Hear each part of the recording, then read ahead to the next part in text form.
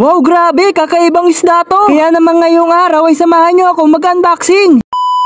Isang magandang umaga, pupunta nga pala tayo dito sa Santa Rosa dahil may nagpadala nga pala sa akin na isda. Actually mga katampi, parang isda na pinaghalo na butiki, basta mamaya nyo na malalaman. Dito nga ay nag-fill up nga pala ako dito, galing nga pala ito kay Yeshelos Ornamental Fish Store. So ayun mga katampi, kukunin ko na nga itong lagayan ng ice candy. Grabe mga katampi, excited na nga ako makauwi dahil first time ko nga pala na magkaroon ng ganito. Dito ay umuwi na nga ako ng dahan-dahan mga katampi, syempre isipin natin ang ating safety. Dumaan muna ako dito sa Angel's Burger para meron ako pasulubong sa aking mag-iina. Habang nabiyaya ko pa uwi, meron ako narinig na singaw. Akala ko singaw lang ng kilikili, singaw lang pala ng aking gulong. Buti na lang mga katampi, lagi ako handa. Syempre mga katampi, Boy Scout tayo. Buti na lang din ay meron ako nadaanan na vulcanizing shop. Grabe kasi yung sobrang excited ko mga katampi, ayan tuloy napaplatan. So ayan mga katampi, okay na. Syempre mga katampi, kailangan natin pakinggan, baka meron tumugtog. Syempre charot lang yan mga katampi, tara let's go. After that mga katampi, nandito na nga ako sa aming bahay. The moment of the truth mga katampi, ngayon lang ako makakita ng ganitong klaseng isda. Siya nga pala, uri nga pala yan ng amphibians. Kung titingnan mo, parang pinaghalo ang isda pati butiki. Mamaya pala ipapalawanag ko sa inyo kung paano mag-alaga nito. So balik tayo sa kwento. Ito nga pala mga katampi, medyo maliit pa lang siya. Pero pag lumaki ito mga katampi, grabe, ang ganda. Tapos may kasama nga palang patuka mga katampi. Kung gusto nyo nga pala mag-alaga nito mga katampi, dito lang yan mabibili. So ayan mga katampi, may kasama pang sticker. Tapos meron pang dalawang ice pack mga katampi. Dito nga mga katampi, nag-cremate ko nga pala dito sa aking bagong tank. After 30 minutes mga katampi, pwede na nga pala natin to pakawalan. Grabe mga katampi, na-excited talaga ako. Tapos yung dalawang ice pack natin mga katampi, ilalagay naman natin dito sa ref. Dahil magagamit natin yan mamaya. After that mga katampi, didikit na natin yung kanyang sticker. Grabe, ang dami ko na nga pala ditong sponsor. Sobrang nakakataba talaga ng puso. After 30 minutes mga katampi, ay papakawalan na natin. Bigla ko nga pala napansin si Groot nahihiya sa camera, kaya naman iharap natin. Ayan, mukha naman siyang masaya. Ito na nga mga katampi, papakawalan na natin. Grabe, ang ganda mga katampi. Tapos papakawalan din natin tong pangalawa. Bigyan naman natin to ng pangalan. Gusto ko nga pala mga katampi, tunog Pokemon. Tingnan nyo mga katampi, maliit pa lang, sobrang cute na. Dito nga napansin ko para nahihirapan sila sa akin top filter. Kaya naman mga katampi, papalitan natin to ng splash filter. Tapos tinago ko lang sa likod ng mga halaman. Medyo natunaw na nga pala ang aking yelo, kaya naman ibabalik na lang natin sa ating ref para sa ganon ay magamit pa natin. So mga katampi, nagpapasalamat nga pala ako dito sa Yeshelos Ornamental Fish Store yan mga katampi.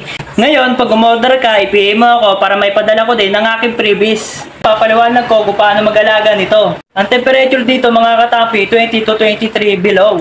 Kaya ito nilalagyan ng yelo, pero mas maganda mag-alaga nito pag nasa aircon ka. Ang lahi pala nito ay melanoid, axolot, pati wild axolot mga katampi. Hindi lang yung mga katampi, meron din siyang African butterfly fish, pati glass catfish. Grabe, astig nun! So hanggang dito na lang ang ating istorya mga katampi. Paalam!